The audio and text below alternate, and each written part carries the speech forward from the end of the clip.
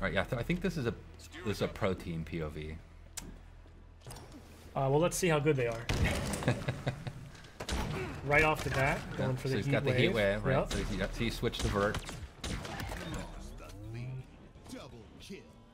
There's Steitzer. Stites. It's good to have Steitzer back, or we call it, there's some nickname of Stitesy is kind of the people implementing the VO.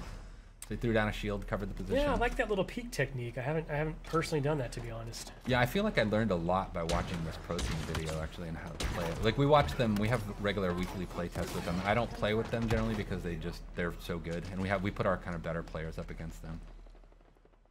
Also noticed that player went straight for the power weapon that spawns on this map in Slayer, which is hard for me to use, if I'm being honest. So you'll see, like, I mean, so you can see the friend foe. That's one of the obvious things you're looking at here. I know Sam was talking about it earlier.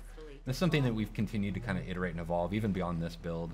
I think this might be our main build right now. There's power weapon spawns there.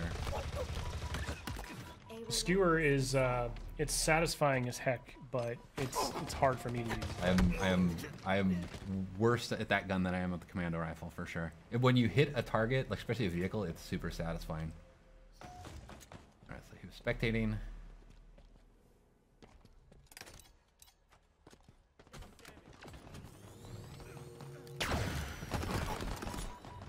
He missed the neutral. Tried for it. Tried for it.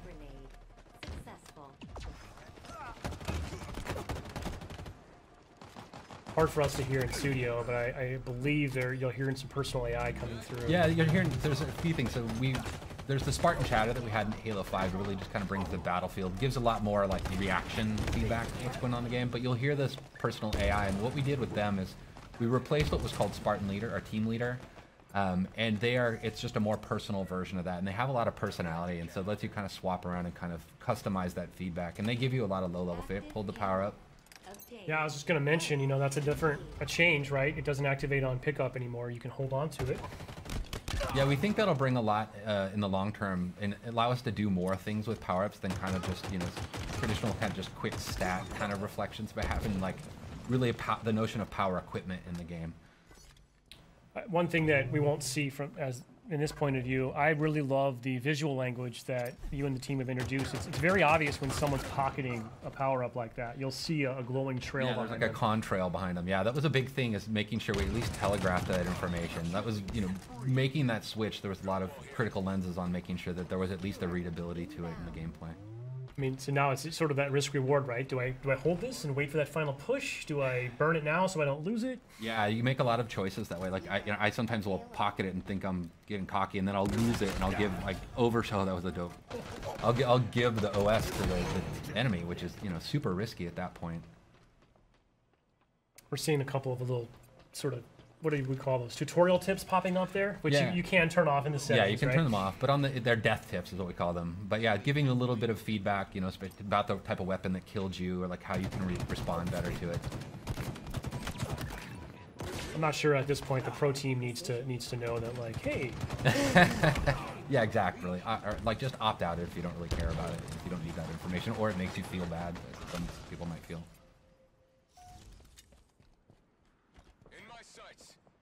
I do love this map. Yeah, the pelicans flying by. It's you know, it's an homage to Sergeant Avery Johnson, Academy of. So it's kind of cool just to kind of pay homage to, like, you know, one of ours and everybody's favorite character in the set of the Halo canon. By the way, whoever this player is just getting active camo every spawn. I don't know what the other team's up to right now. Seems to be watching that call out. Yeah, the power-ups, we treat those like, you know, like the power weapons and stuff. They're up on a pad. They have a lot of messaging and broadcasting about them, so you know when they're coming up. Now your Spartan AI will tell you that, right? Yeah, the Spartan AI calls it out as well. So there's a lot of information just kind of driving feedback. You get the stick there. You can see, like, there's the weapon racks you'll see in the levels as well. He ran past one a second ago. Yeah, right. Yeah, it's in the background, right? Yep. What's cool about them is, like, you know, before you might run past where a weapon would spawn and then not realize that it's coming up in 2 seconds, and it could change your choice and like how you deal with it. Like when we playtested this morning, I actually stopped at one point on a weapon rack because I was like, oh, it's like 2 seconds out. I might as well wait for it and switch out my pistol, which I think I'm just telling everybody that I'm really bad with a lot of the guns in our game.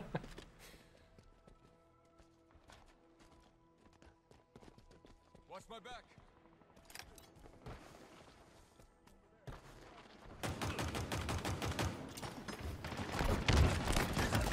That was a nice.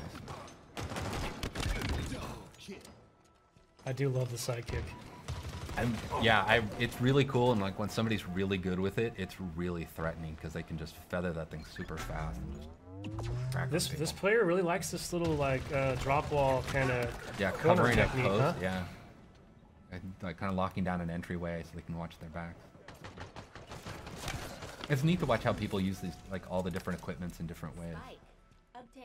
Well, hopefully a lot of players this weekend are going to be lighting this up on social, sharing clips with us, because I can't wait to see just some of the new creative ways that the community at large figures out how to use this new sandbox. Yeah, and it's interesting too, like, I mean, like the way we have our maps tuned, like in our main builds, is they have different equipment and stuff on them, and because we don't have the entire sandbox in the flights, is we swap things out. So it's actually not even the same kind of, basically, map placement pass that we would have in the released version of the game. But we, you know, it just at least gives us something so we can get something in there for people to play with.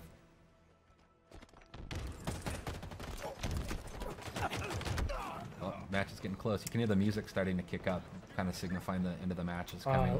I do love that. The multiplayer music, very cool. I'm really proud of the multiplayer music. There's a cool story about how we got to basically getting the music in the game. But it really meets this tone. It's something I've really wanted since Halo 4. Was this kind of post-rock soundtrack to the multiplayer. Well, actually just a Halo, but it became one of my goals for multiplayer. Take your damage.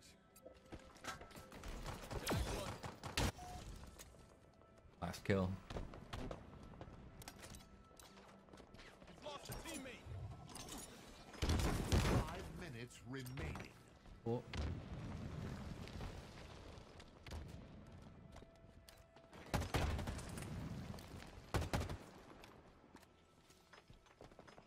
In my sights.